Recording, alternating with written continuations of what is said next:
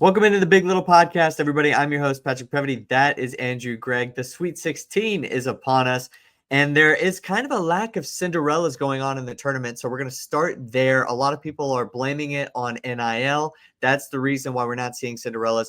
We're just going to lay it out right now and ask this question: has NIL killed the Cinderella? NIL is partially to blame, but I think saying that NIL is solely to blame for the lack of Cinderellas is just a lazy take in general this season. NIL was initially introduced into collegiate sports in the summer of 2021, and obviously it's grown and it's gotten bigger since. But we've seen underdogs like St. Peter's, or Cinderellas, like we like to call them, like St. Peter's, go to the Sweet 16 since then. We've seen a bunch of really cool runs, like Miami, 10-seeded Miami versus an 11-seeded Iowa State in 2022 as well. In 2023, we saw the first ever 16 seed beat a 1 seed. So was NIL to blame in 2023 when 16 seeds were being 1 seeds? I don't think that's the case. I think the fact that it was a little bit chalky this year could be a little bit to blame with NIL, but I don't think it's solely the reason. If you just look at the stats, not every single year is there going to be a really bad team beating a really good team. Like if you look at that 16 versus 1 seeded matchup specifically in FDU versus Purdue that one year where FDU won, the spread was 21.5 points. And if you look at a lot of these like 1 and 2 seeded matchups versus 15 and 16 seeds, or even 3-14 seeds, the spread, Vegas has the spread at like 15 plus. And we're from, I think the spread of Florida's first game was 35 plus or 31.5 points. That is absurd, and it's not always going to get covered, and it's not always going to, the underdog in those situations aren't always going to win. Sure, does NIL play a part in the fact that these teams have gotten so good? Yes, but like the fact that there have been underdogs before and since NIL has started since 2021 means that it's not solely to blame. And I think that it's just a little bit of a lazy take to say, oh, this year there's no Cinderellas. We still have a 10 seed, and we could have had a Colorado State team that came a buzzer beater. We'll talk about it a little bit more, and I have a little bit of a rant on this, but we came very close to just seeing another 12 seed do it. Obviously, the big thing is that all the 1 to 4 seeds were able to advance to the round of 32 and eventually to the round, most of them to the Sweet 16. But I don't think that you can put too much stock in, and I don't think NIL is completely to blame. So I just want to shoot that down a little bit because I think it's being overblown a little bit. Yeah, I'm in agreement with you. I think it just feels lazy. There's a lot going on right now, but here I'm going to push back too on some of the people saying that NIL is to blame. Well, who cares if that is even the case, right? Because there's no way that we're going back, and there's no way that these students, these athletes should not be getting paid for their labor. Like they should be earning what they're worth, and they should be able to go wherever they want to go because that's exactly what the coaches have been able to do. There's been this unfair game for a very, very long time. And unfortunately, it's these students, maybe not so much, unfortunately, but unfortunately for the spirit of the game, or whatever you want to put that in quotes or whatever, these students and their athleticism and their, how much they bring to the universities is worth more than an education. So they have all of these rights to be able to go wherever they want. They're worth pretty much more than some of the coaches are worth, and they shouldn't have to abide by any sort of restrictions or rules that we wouldn't see in almost borderline pro sports. So it's like, even if this was the case, then it's like, what does it matter? Because there's no way that we're going to go back to the old model just to have the underdogs make runs in the tournament. And like you said, it's not stopping it regardless. Like we've seen it over the last 3 years. We just haven't seen it this year. Yeah, no, I completely agree. And we're not like saying that it hasn't been a chalky year. Obviously, it has been almost completely, like not completely chalk, but there have been a lot of favorites that have won those games. But like, if you look at it in the long run, like a true college basketball fan, or like even just the general fans, are going to really appreciate the way that this tournament is shaped out. Because when there's only 4 games, or there's only 2 games on during this Elite Eight, or the Sweet 16 or the Elite Eight this weekend, you're going to be appreciative of the fact that you're not going to see, and like an FDU obviously lost in the round of 32, but even a St. Peter's losing in the Sweet 16 and getting blown out, or any of these teams that, like NC State had that beautiful run last year where they made it to the Final Four. They scored 50 points in their Final Four game, and it was a very unentertaining game. Like the fact that the quality of play is going to be so much higher this year, I think bodes well for just the overall quality that we're going to be watching on the basketball court this upcoming weekend and looking into the future. I think that helps a lot with just general viewership. And you look at those runs where like you had like a St. Peter's run, or like that where UConn faced San Diego State as a 4-5 seed in 2023, I believe. Right, like that was a good tournament where there was a bunch of upsets and a bunch of like, in general, college basketball fans like stopped caring at a certain point. Like that San Diego State UConn final was one of the lowest rated finals of all time, and we had a 4 seed versus a 5 seed, and we had upsets all around in that. Like in general, the tournament was highly watched, but like that final did really poorly, and it wasn't a fun game to watch. UConn dominated San Diego State. Like that's not the type of basketball that college basketball fans want to see, and it's unfortunate. Like I probably would have wanted a few more myself, but that it just in general, the quality of play over the next couple of weeks is going to be really, really good. And I think a lot of people are going to be really appreciative. Yeah, and you mentioned that before the tournament started, so you've been like on that train for a while.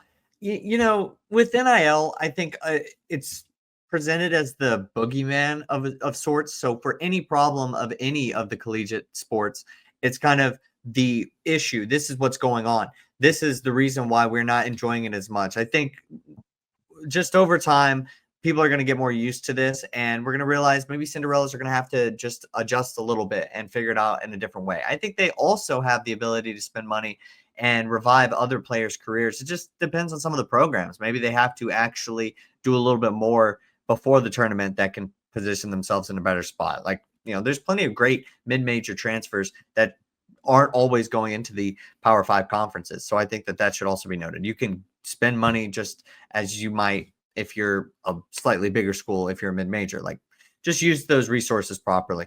One thing that go. And one last thing I wanted to say about this was just the fact that we did come close to seeing like a lot of upsets in the round of 64, even like maybe not a lot, but Robert Morris gave Alabama the game of their life. They took them almost all the way to the wire. Yale gave Texas A&M a really good game.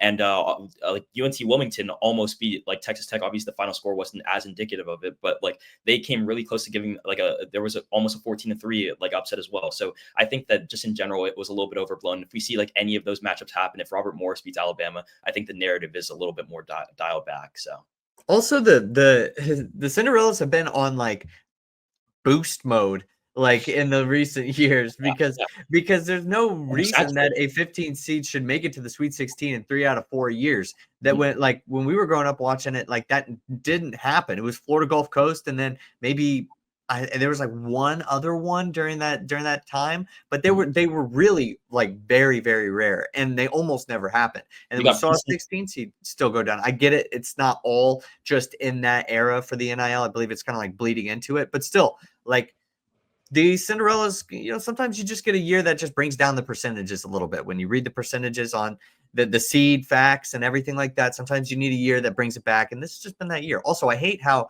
we went into this tournament knowing that it was slightly top heavy. We knew those number 1 seeds were really, really good. And we thought, well, St. John's still went down, by the way, but we thought that the number 2 seeds were also pretty darn good as well. And then we're shocked when it's, all the top 4 seeds in each region were able to make it except for St. John's. Right. So yeah. And like, again, like just harping on that just a little bit more, over the last 6 years, this is only the 3rd lowest like average like seeding of the final 16 teams. So in 2019, a non-NIL year was what like the lowest over the last 6 years. So I just think it's a little bit overblown, just a little bit lazy to just blame it like solely or the majority of it on NIL. Well, it might seem like it is a reasonable gripe with a lot of fans, but but we don't think it is. But what is a reasonable gripe is the transfer portal. Right now, the transfer portal opened yesterday on Monday. Today is Tuesday, March 25th. We are just past the round of 32 in March. The NIT, I believe, is going on right now as well. And is that correct? Yeah, and the Crown is a little bit further out in the future. What is it, April 4th or 9th? Yeah, we're still. I think we're exactly a week away. Okay, so we're in exactly a week away from that. So we got all of these things going on, and the transfer portal has just now opened. Is this bad for college basketball? I think the transfer portal being open so early is terrible for college basketball. I think it 100% should be moved at the very earliest, the end of the season. It gives teams more time to navigate what their team will look like for the next season, while like not actively playing games. The current system is just kind of dumb in general, because of, like I'm personally a UCF student and a fan of UCF basketball. We have 5 players in the transfer portal currently after the less than 36 hours of the transfer portal being open, and we still have to play in the college basketball crown, which if you're going to incorporate, if college basketball in general wants to incorporate more postseason tournaments and give more people a shot at having life in the postseason, you can't have the transfer portal open like this early, because then the college basketball crown hasn't even started. The NIT is still going on. March Madness is actively happening. And like, we have a UCF team that was supposed to be one of the better teams in that college basketball crown has 5 of their players in the transfer portal. And I think they're going to be allowed to play, but still, it just doesn't bode well for the level of competition.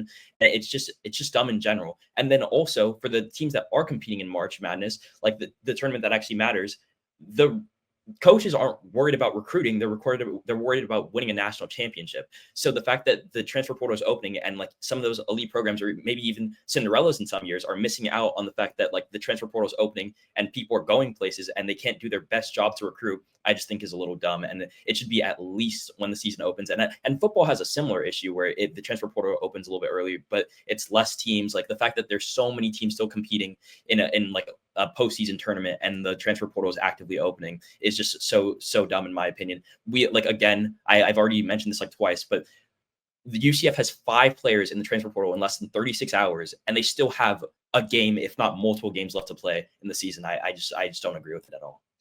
Yeah, so this is actually an issue to some of those mid-major programs, and then also at the same time to some of the teams like that we picked out as being a dark horse that maybe didn't go so far, but they're still there. They're still in the Sweet 16, and they can't get any sort of transfers. So this is an issue for anybody who's overperforming, performing at just their level, or a team that potentially could get bounced literally in 2 days, and now they are way behind the schedule. But this actually was moved from last year. Last year it started March 18th, the day after Selection Sunday. So it has already been moved 1 week later this year, March 24th. The idea is that 75% of NCAA teams will have already been eliminated from either, March Madness or prior to, the bracket being released and all that sort of stuff. So they've already moved it one time. I think they're going to have to continue to do it. I don't know the specifics for like the education, right? But as I mentioned when we talked about the NIL, I'm not exactly very concerned with the education of these athletes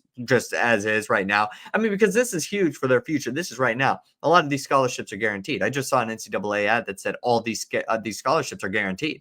So we'll fix that later. But like, I don't know what it has to do with the education calendar as far as when you got to hop in the portal, then when you got to declare, when you got to commit and all that sort of stuff. But the deadline to hop in the portal is April 22nd. So you get those like 30 days or so to hop in and officially declare yourself as a transfer. I don't think you actually have to commit until like later on or whenever you feel like it, essentially. There's probably another sort of window that goes in, but last year that window was 45 days. This year is 30 days. So it sticks around the same exact like deadline. But, there's probably some issues with that too for some of the players, but I get it. I'm thinking they should move it back. Just continue to move it back just so once after the season is over. And then I also think the Crowns, that's going to have to come back too, though. Like that can't be so far out in April to start. Or I don't know when it would plan on ending. Yeah, it's not going to go for very long. I don't know the exact dates of the crown, but yeah, no, I'm completely on the same page. Yeah, I just don't see how it makes any sense to have it like this early on. And I mean, props them for already moving it back, but it just continues to affect like teams that like Sweet 16 teams aren't actively, or they could be actively recruiting and they have other resources to do so, but it just makes it so much harder when your head coach is like trying to scheme up a game plan for a Sweet 16 game, and then one of the best players in the country is in the transfer portal. So how many players do you think are rooting against their teams right now, like at the very end of the benches on those big teams? Probably way too many. Yeah. Maybe rooting for a team that they're going to be going to. So I just think that's an interesting a little tidbit about that as well. Yeah. Well, let's move into the SEC's dominance during this March Madness. What? You're laughing? No, But no, no. I just think that like I think it's like so crazy the way the SEC is dominated. But I completely agree. I go ahead with your I intro on that. 7 teams in the Sweet 16 is at the SEC the best conference in basketball. Yeah, I was laughing because it's a joke how good they are this year. It's like actually it's absurd. They broke the ACC's record from 9 years ago for most teams to like advance to the Sweet 16, which was previously 6, now is 7. They almost had an eighth team in there. I like the fact that like a one conference, especially the SEC, which isn't known for their basketball, could be so dominant this year is absolutely absurd. Usually it's the ACC, usually it's the Big 12 that are like the dominant conferences in basketball, but the SEC has kind of taken over as they do with like almost everything. It feels like at this point. And yeah, it's insane, but it should have been it should have been expected. They had 7 top 25 teams. 4 of the top 7 teams were in the SEC. They had Ole Miss just fall out at the end of the year, and they were a top 25 team for the majority of the season as well. So they were leaning on 7 or 8 teams in the top 25 for a majority of the season. Some of them had easier roads than others to get to the Sweet 16, but I don't think it's all that much of a surprise when you get, what did they have, 13, 14 teams they had 14 teams in this like 68, and then Texas lost. So I think 13 teams in total. The fact that there are 6 or 7 in the Sweet 16 isn't all that surprising, but it's just a little dumb. And it's kind of crazy. They're the best. I think it's pretty safe to say if they win a national championship, the best conference of all time. So, and yeah, that's all I kind of have on that. Yeah, It's the best specific year for a conference all time. I don't like when people carry over some of the hatred of the SEC from college football and apply it to college basketball. I've seen that a little bit with, it seems like, the talk about college basketball and the best conferences. I think a lot of people are hesitant. They don't want to give it up to the SEC. They don't want to give them their flowers in a sense. And I think it's just like kind of undeniable, especially if like Florida or Auburn or any of those teams, because I got 7 left, were to win the national championship. I think that would just really show how much the football program can kind of bleed in with the money that they make into some of the other athletic programs of these schools. And when a conference is really dead set on being the best and they get Texas and Oklahoma as additions, they can pretty much reach any sort of high that they want. And I think the SEC has done that. And I also don't feel like this is encroaching on, like, any sort of territory that they don't belong in. It's just depends on whatever conference is best. And I think looking at it objectively, this SEC conference is just unbelievable. And they've certainly proved that. I saw this one person on TikTok who was just arguing that that they should have had this many teams in or whatever, because they had like 14 in the tournament, and just didn't make any sense. And it was just that constant like hate from like a Big Ten homer. I feel like there got to be less of that rivalry and more of just like appreciation when it comes to this sort of stuff.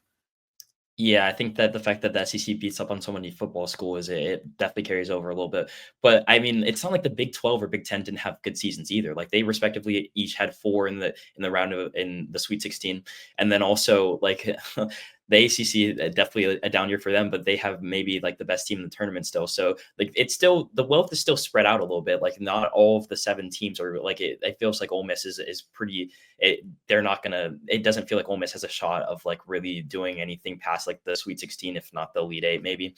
So there's definitely like I think that you're spot on with more of the appreciation rather than hatred for it. I feel like the football and basketball bleeding over it kind of it gets lost a little bit. But I mean, these schools have just been so great this season. There's just no denying that. Well, I think you already gave a part of your pick away, or for one of the games. Let's get into the Sweet 16 game picks and any upset locks that you have today. We'll start with Auburn versus Michigan. Auburn, Michigan. I have Auburn winning this game. This is one of the few Sweet 16 matchups I got correct on both sides, so I'm happy about that. But I'm trying to keep a good trend going here with Auburn. They've been too dominant all season long. We've talked about how good these 1 seeds have been all year, and they're just too good. They have too many star players. A guy like Janai Broom, who had one of his worst games all season, only having 8 points, shooting 4 for 13 and 0 for 4 from 3, 0 for 2 from the free throw line. It didn't matter. Baker Mazzara stepped up. Denver Jones stepped up. picked up the slack for their best player, freshman guard Tahad Pettiford, who could easily be a day 2 pick if he decides to go to the draft. He came off the bench and he's averaging 11 and 3 for them all season. He stepped up with 23 points off of 50% from the field, 7 for 14, 2 for 3 from 3. So this team has so many guys on it, and it feels like they're just so deep that like I couldn't see a world where Michigan really takes it to Auburn. I think that Auburn has the advantage in so many different ways, and they like even if their best players isn't having the best game like he didn't last game, it doesn't really matter. That was a pretty solid Creighton team. They'd beaten Louisville, the like what we called an underseeded Louisville team 2 days before, and they, as soon as Auburn flipped the switch, it felt like Creighton like wasn't in that game. Like it was a close game for an extended period of time, and then towards the end, Auburn was like, "We are the better team. We have the better guys," and it showed. Their guys stepped up, and even again in a game where Janai Broom had less than 10 points for like one of the only times this season where he's had less than 10 points, like arguably his worst game all season. He had a good rebounding game, but besides that, the rest of the team really stepped up around him, and it just shows that they don't need their best player, possibly the best player in the country. I personally have Cooper Flag, but one of the best players in the country, to even have that great of a game for them to be great against a really good team. So I have Auburn winning that game, and that's no offense to Michigan. Obviously, they had a really good season. They won the Big Ten championship, but I have Auburn. Okay, well, I'm kind of in the boat of I don't know as much as you right now, so I'm gonna have to just pick just based off of my gut. I'm gonna go with Auburn too. I think if Janai Broom plays well, I think they have the ability to beat Michigan. We'll just kind of stick with your picks as we go. Michigan State, Ole Miss. I have Michigan State in this one. Michigan State looked rough against New Mexico, but in large part, they're the better team against an Ole Miss team. Big Ten regular season champs, ran through a really good Big Ten conference all season long. They can beat you in a lot of different ways, average nearly 80 points a game. They're leading, and I think it's like interesting that BYU has a similar situation, but Michigan State averaged 80 points a game. Their leading scorer only averaged 12 points a game. They have a lot of guys that can really beat you, and I think that Ole Miss doesn't have enough firepower to get it done against Michigan State. All right. Well, I'm probably more so on the side of I'm on the side of Michigan State as well. But I think Ole Miss will give it more of a game. I think it'll be close. Okay, Florida, Maryland. Florida, Maryland. I have Florida. Don't get it twisted. Even through the struggles this year's presented, that was a good UConn team, and I don't think, and they have one of the best coaches in all of basketball, no matter how much he cries. And Florida found a way to pull it out late. They've played a lot of high scoring, close games all season long, and they know how to win them. I think that if this game is close at all, that Florida will be able to outscore them at the end and pull away from Maryland. And I also just have a little bit of hatred in my heart for this Maryland team in general, because out of the 3 upset picks that I had for the round of 16, all of them hit except for Maryland off of a fluky buzzer beater that should have been a travel, honestly. So I think that this Maryland team could definitely be had, and the Florida team is definitely better than a Colorado State team. So obviously it changes from game to game, but I think this Florida team matches up well, and that they'll win this game pretty comfortably. Yeah, I'm in agreement with Florida, and then the analysis from the UConn game. That was a really good UConn team. Although I will say Maryland has been a sneaky pick, I think, for a lot of people leading up to the Sweet 16. So we'll have to just see how that goes. Texas Tech, Arkansas. Arkansas is one of my upset locks this week. I have Arkansas. I didn't want to go too chalky. Obviously, this team is really good. They just beat a St. John's team, the only 2-10 upset this season. And I just didn't see enough out of Texas Tech this like past weekend. They had the 3rd smallest margin of victory in the round of 64, really unconvincing win against UNC Wilmington. Arkansas showed me a lot against St. John's and against Kansas. I think that Arkansas can pull through and get a win for the underdogs in this tournament. I'm kind of leaning towards Arkansas as well, but maybe Texas Tech could be one of those underdog teams or teams that are a little bit overlooked. Maybe not so much underdog teams that might show us something in this Arkansas game, and people could start taking them seriously. We will power rank these teams as well a little later. Duke, Arizona. I have Duke. I think that they're simply too dominant. Cooper Flag has been good during the tournament, but he hasn't had the great Cooper Flag games we saw in the regular season. Guys like Tyrese Proctor have stepped up. He hit 7 of his 8 threes against Baylor, which was absolutely insane to watch.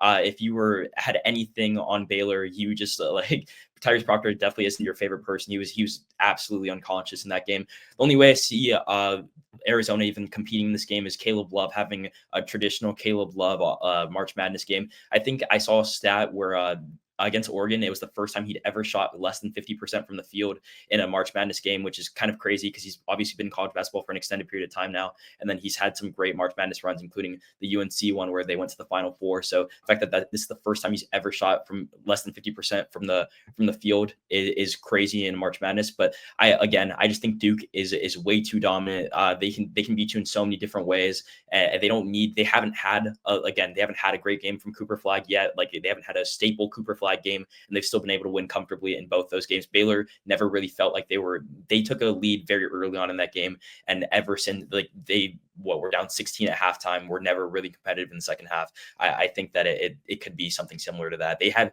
just one final stat on Duke. They had the best point differential in all of the NCAA basketball this year, and it wasn't really close. They were 4 points up on the next best, like the next second place. So 21.4 was the average point differential for their wins or for just their games in general this season. So I think that they'll be too much for an Arizona team. Yeah, I actually picked Arizona originally in my bracket, but that was because I didn't know if Cooper Flag was going to be healthy or be back. Well, that seems really dumb right now. I think Duke is rolling, but I like Arizona, man. Got a nice little soft spot for them. All right, BYU, Bama. BYU, Bama, this is my other upset lock. I have BYU. If you haven't listened to one of my patented BYU rants yet, they have 9 players that play over 16 minutes for them. They're a really deep team. 6 of those 9 players shoot over 50% or over 35% from 3. So just a deep team that plays a lot of guys and a lot of guys that can shoot really well. Obviously, Bama is known for the fact that they can put up a lot of numbers, or they were the highest scoring offense in the NCAA this season. I think that BYU could be one of those teams that can shoot them out of the gym and shoot right with them. So if there's any team that can keep pace with a really fast Bama team, I think BYU could be one of them. And I think that's BYU over Bama is one of my other upset locks. BYU over Bama. Should be a high scoring one. All right, Houston, Purdue. Houston, Purdue. I have Houston this one. I just don't. This is similar to the game we were talking about a couple games ago with Texas Tech. I haven't seen enough out of Purdue that I've liked in this tournament. Houston is the best defensive team in the country. They haven't faced a suffocating defense like Houston all season long, and they're one of the only teams to have maybe the only team to have 2 double-digit matchups in their run to the Sweet 16, which I think is interesting. They played a High Point team, which would have been a nice story, but it's High Point and then a McNeese team that probably didn't deserve to be there. Clemson, if they could have made literally anything from the field in the round of 64, they would have been there instead of them. So I think that that Purdue hasn't shown me enough over the last over the weekend, and Houston is just such a really good team. And they played a Gonzaga team that was 8th in BPI at the end of the season Basketball Power Index, and if you take any stock in that, Purdue is 18th, so technically an easier matchup by BPI index measures. So I think that Houston should be able to get it done against a Purdue team. Yeah, I had Gonzaga winning that, so I think I got to respect Houston a little bit here and side with you. Tennessee, Kentucky. Tennessee, Kentucky. I have Tennessee. They are coming off, like, I guess a couple weeks back now, but they won they went all the way to the SEC tournament final in a year where, again, we talked about it earlier on in the season, was the best conference ever in a single year. So I think that they carry a lot of that momentum into their matchup against, or they've obviously made it to the Sweet 16. So they've carried a lot of momentum from just the whole season into March Madness. And I think that they're like one of the better teams left in this tournament. So I don't think that Kentucky really keeps up with them. And I think that Tennessee's just overall the better team. Well, I think you've given away your hand a little bit. But we made power rankings before this video went up. So we're going to be talking about the Sweet 16 teams left and where we put them in our power rankings. We're going to start at 16 and then go to 1. Okay. Mm-hmm. What team do we have at 16? I want you to reveal it. At the 16 seed in the Big Little Podcast power rankings, we have Maryland. Again, this could be a little bit of a hating rankings because of the fact that Colorado State was one of my upsets, and that ended up not happening again off of a travel that probably should have been called. But that's besides the point. Maryland is probably the worst team out of the ones that we have left here. I don't like them that much, and I have them at 16. Yeah, I don't think that this pick is too far off. I think it's just, I think they can potentially give them a game. Who are they playing again? I'm completely blanking. Maryland is playing Florida. Florida. Yeah, yeah. So I believe that they could potentially be able to give them a game, but I think right now, based off of everything that we've seen, I think that they probably will be the last team on our rankings. And I'm not exactly putting my life on it that they're going to win that game. All right, let's go to 15. Yeah, go But ahead. one last note on Maryland. They're also playing a Florida team that has the fourth best point differential in an SEC conference that was one of the best conferences in the league. 16, they average margin of victory was 16 points. So I think that like this Maryland take will probably age pretty well, especially if Florida blows them out. So moving on to 15, though, I have little drum roll by myself. Yep. I have 15. I have Ole Miss, another team that I don't really see making out of the round of or Sweet 16. Michigan State is probably just gonna be a little bit too much, and I don't know that I like them even over Iowa State. They won pretty convincingly, but I don't see them advancing to the Elite Eight, so I have them at 15. Yeah, I think part of it is coming from the UNC win in the first round. I think everybody just felt like UNC didn't belong, and some of us got it wrong and felt like UNC was going to show the world that they did belong. And then Iowa State, how high was Iowa State on a lot of people's boards, especially being, a team that was a 3 seed, and maybe you're thinking they are underperforming rather than Ole Miss is beating them handily. So I think that was just kind of the nature of it. So Ole Miss falls at 15. Who do we got at 14? At 14, we have Purdue, just another team where we mentioned it in like the game recaps. They haven't shown me enough against the teams that they've played against. They again one of those teams that played double-digit teams in both of their rounds against Drake and UNC. Wait, no, sorry. McNeese and High Point. McNeese and High Point. Sorry. That was Texas Tech I was thinking of. We'll get to them later. But yeah, Purdue just hasn't shown me enough through their games, and I don't think that they're going to get out of the Sweet 16 either. So we have them sitting at 14. Yeah, so I'm in agreement. McNeese and High Point, it's tough to show us anything, and then it's obviously Purdue had a little bit of a stain before last year with Zach Edey, but still kind of wait to see what we have in them. All right, at 13 we have Michigan. I'd love you to explain this first here too. Yeah, so I think Michigan is one of those picks that is less about the fact that they aren't so good and more about the fact that the teams in front of them are so good. The last three, it's been more about the team themselves. And this one, I think we're starting to get to the point where the top 12 teams in this are all really, really good basketball teams. A couple of teams that I have upsetting teams, so I need them a little bit higher on my list personally. But I don't think Michigan makes it past Auburn, and I think that they're a really good team. Obviously, they came second, if I'm not mistaken, in the Big Ten this year, and then they won the Big Ten postseason, like Big Ten tournament. So really good team, but I had them sitting at 13. Yeah, I don't think Michigan makes it past Auburn here too, but this does feel a little bit low. So I certainly understand if anybody has some issues with how low this team is.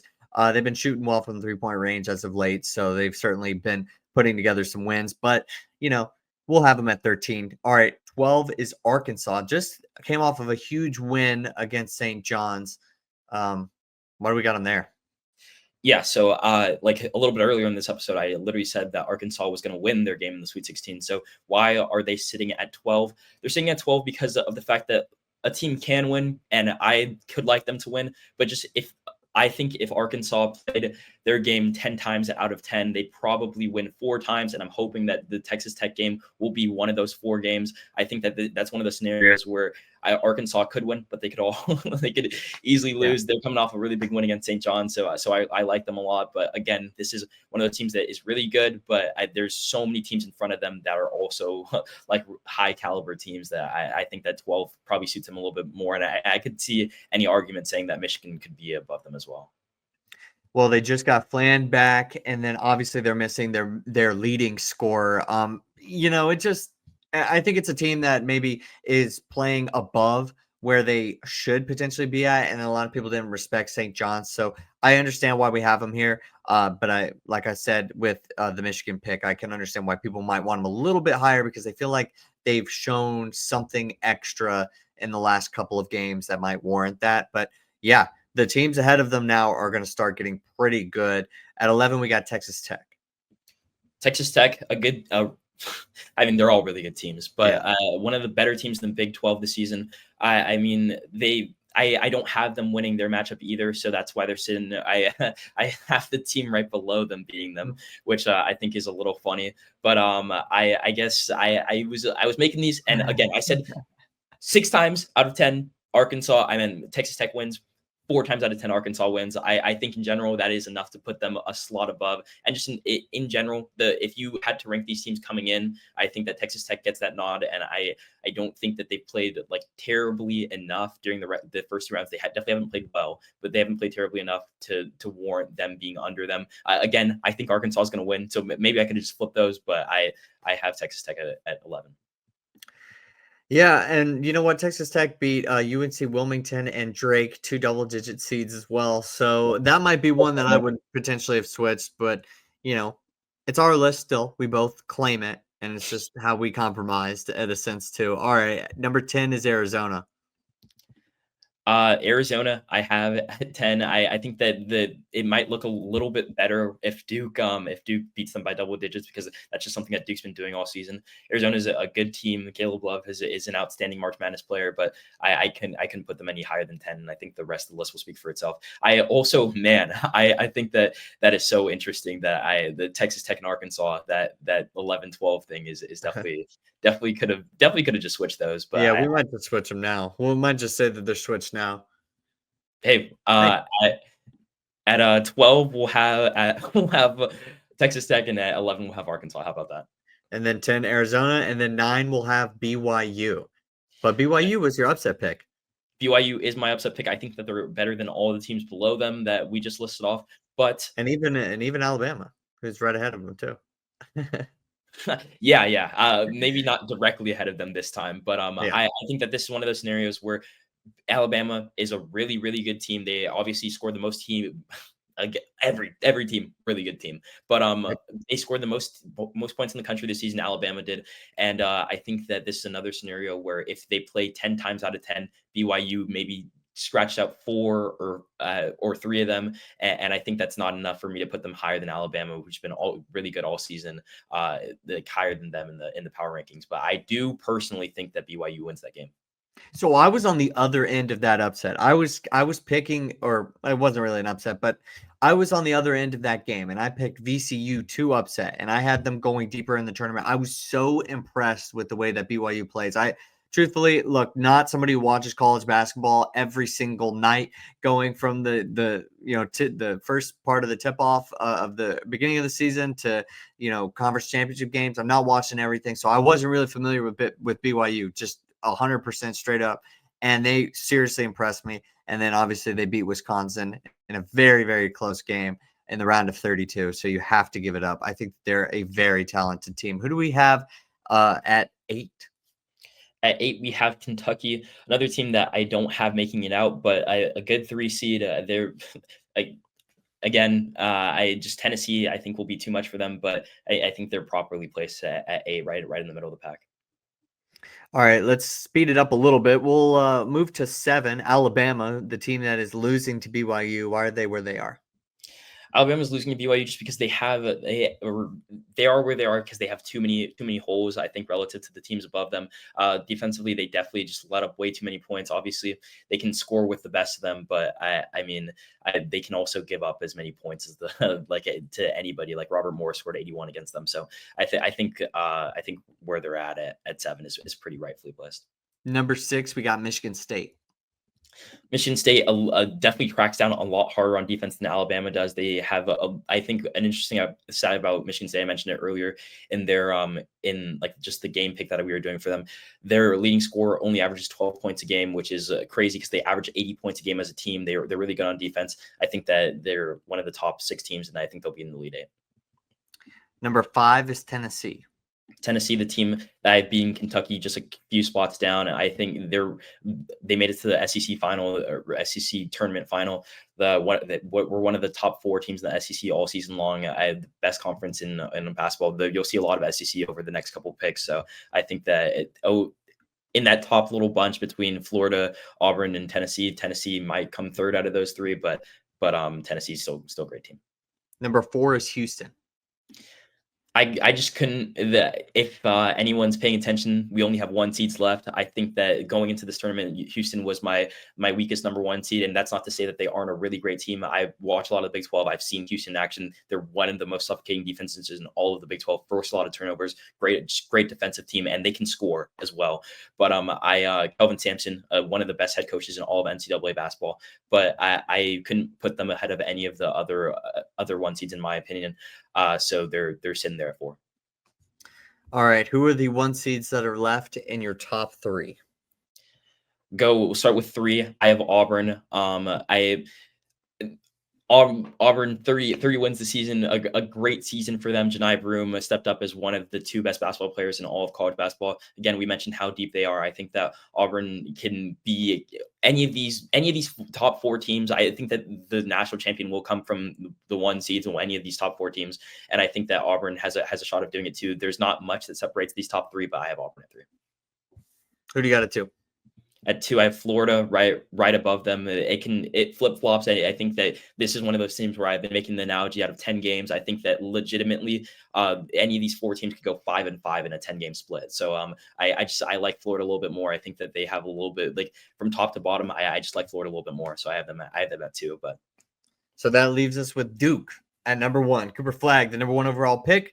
Duke, the number 1 overall team in our Sweet 16 power rankings. Yeah, what can you say about Duke? They've been putting on a clinic all season long. Again, we mentioned it 2 or 3 times now. 21.4, the best point differential in all of college basketball this season. They've been absolutely hammering the teams that they've been playing. Cooper Flagg hasn't had a standout game yet, and they've still won comfortably. A lot of the auxiliary pieces are stepping up for them. So the fact that it feels like Duke hasn't played they haven't played their best game of the tournament yet, and they're still winning comfortably. I think that Duke has shown a lot in this tournament, and I think they've shown a lot all season. I think that they're comfortably number 1. Man, we have not talked about another sport in a minute. Yeah. But there was some big news today from the Big Apple. Russell Wilson signed a contract to go to the New York Giants. He is their answer for now at quarterback. First thoughts. Instant reaction, what do they do with the number 3 overall draft pick now? They can go a lot of different ways. They can trade down, maybe get some draft picks for the future. They could maybe select Abdul Carter if he drops that low past Cleveland. I don't know that he will, but I mean, he's a generational talent. I know that he was saying online that it doesn't matter. Quarterbacks don't matter. Draft generational talent. I think that applies to him, Abdul Carter. If you watch any of his games at Penn State, he is a generational talent. Could be one of those guys like Micah Parsons who just dominates from the gates out. So they definitely have an interesting proposition if Abdul Carter gets them with the 3rd overall pick. If not, I think that they're in a position where they just signed Jameis Winston. Now they have Russell Wilson. They're clearly not going quarterback, I don't think anymore. I think it'd be dumb to put Shedeur Sanders in a position like that at this point. So I think that trading down is probably the most likely scenario for the Giants. If not, like there's a list of names, but best available probably doesn't suit them at that point. Like, I guess they could go Travis Hunter, but does that really work for them? What does that do for them? They already have Malik Neighbors. They have a solid enough defense. I don't really think the Travis Hunter pick works for the New York Giants. I think he works anywhere, but it just doesn't make all that much sense to me. So first initial reaction to this, because it's only came out a couple minutes ago, I think it means that they're not taking Shedeur Sanders in the draft. Well, yeah, I think it does eliminate the quarterback situation for them, or the quarterback option for them at the very top of the draft. I was one who was saying that, hey, Sam Darnold can still be a bridge quarterback. A lot of these guys, when they sign in this free agency class, can still be bridge quarterbacks. But clearly, when it looks like a franchise is going in a certain direction, you got to change your opinion a little bit. And it's like, well, the Seahawks are clearly trying to win now in a different way. They're clearly trying to move off of what they originally had, and they are actually investing something into Sam Darnold. I think it could be very similar with what's going on with the Giants, because 2 quarterbacks signed in this class. To me, that shows that they think that this draft class that they've had last year and some of the auxiliary pieces plus their coaching staff is pretty much in place and ready to go. And maybe they don't really like Shedeur Sanders as much as they like Cam Ward, and they know they can't trade up. And then they're also hearing maybe that the Browns are definitely going to take Sanders anyway, so they're not even going to get a shot at it. And then also maybe they do like Abdul Carter if he falls to them. Maybe they do like Travis Hunter if he falls to them as well. And that was just the way that they decided to build this team. I think, just as in whether or not I agree from the outsider perspective, I think Russell Wilson still has some stuff left in the tank, but I was really, really disappointed with how that year ended for Pittsburgh last season. And man, you're always just wishing for that extra something. And just, I don't know if he's got it, but I know he's got a little bit left still. And for his career, I think this is probably the last stop, I'd imagine. He was one of the last musical chairs left, one of the last people left. And he went to the Giants, and I don't know what Aaron Rodgers' status is right now, if he was actually really considering that, or if he maybe dropped out too at some point and was like, nah, or if those talks were real. So I think for Russell Wilson, this might be it. Yeah, I tend to agree with you. I don't know that Russell Wilson has another shot at being a starting quarterback anywhere else than the New York Giants at this point, at least after the season is over. So I think that he could definitely call it quits at the end of the season. And Gosh, that's crazy seeing him yeah, retire. yeah, it would be. I feel like his the career trajectory maybe took just a pretty steep dip after going to Denver, and then because the quarterback market, everybody was kind of like fiending over Russell Wilson when he was going to Denver. There was a lot of people in those talks. So, I mean, it's just a little bit sad to see because Russell Wilson was one of the guys that I kind of grew up with and really really loved watching play. He's obviously not the same guy anymore. I feel like the drop off at the end of the season with Pittsburgh was apparent. He had a pretty decent season. And I think that with the pieces around him and Malik Neighbors and Tyrone Tracy and some of the guys on offense, they could legitimately be like in that maybe playoff mix, because I mean they didn't really have anything at quarterback last season, so that could be a really big difference. But I mean we'll see how that season goes, and that there's All right, I've been also seeing a lot of things about Shedeur Sanders dropping out of the first round. If he drops out of the top 3, I just want to say this. I just don't think it's possible at all. I have the top 10 pulled up right now. Patriots, Jags, Raiders, who just got Geno Smith. And then I'm thinking the Jets at 7, even though they just got Justin Fields. I think they would maybe make that selection if they really like him, or maybe they would try to trade up and to make sure that nobody else trades up, specifically the Saints as well. I totally think a team who really likes him secretly, who is outside of that top 3, would make a jump to try to get up if he were to fall. I don't think there's any situation where he falls out of it. I think he's probably going to the Cleveland Browns, though, at this point. But if he doesn't go to those teams in the top 3, I think, if you see anything about him falling out of the first round, turn that person's mock draft off. Don't give them those website clicks, because it just doesn't make any sense. There's going to be a team that goes and gets him, and they'll get him in the top 10. Yeah, and he's too big of a name, too big of a draw, and also had too good of a college career. Obviously, maybe not the career that like some people were expecting. A lot of people had really high hopes for Colorado, but I still had a really good season. If you watch Colorado games, it wasn't exactly his fault. That offensive line was terrible back-to-back years. A little bit better that second year, but still, Shedeur Sanders was making a lot of those throws. He had some guys around him too, but he made a lot of NFL caliber throws, and he is an NFL first-round talent. So I completely agree. If anybody has him falling out of that first round, I think there's somebody in the 32 selections. I think that there will be at least one person, like one team, that is willing to take a shot on Shedeur Sanders, especially if it's a little bit lower in the draft and they don't have to give as much trade up or could even wait on selecting him at where they are. So I completely agree that he'll still go in the first round. All right. Well, it looks like we've covered just about everything. I didn't know if you had anything else that you want to talk about. I'm actually okay. We've gone a lot. We've gone through a lot. We touched on some NFL. We touched on the obviously March Madness was the majority of it. So I'm good for here. Yeah. All right. Me too. Well, this has been the Big Little Podcast. I'm your host, Pastor Previty. That is Andrew Greig. And as always, we'll see you guys next time.